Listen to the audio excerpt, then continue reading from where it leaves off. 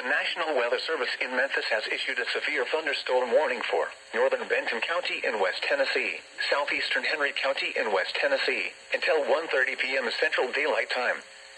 At 1:09 p.m. Central Daylight Time, a severe thunderstorm was located near Springville, or 11 miles south of Paris Landing State Park, moving northeast at 25 miles per hour. Hazard, ping-pong ball-size hail and 60 miles per hour wind gusts. Source, radar indicated. Impact, people and animals outdoors will be injured. Expect hail damage to roofs, siding, windows, and vehicles. Expect wind damage to roofs, siding, and trees.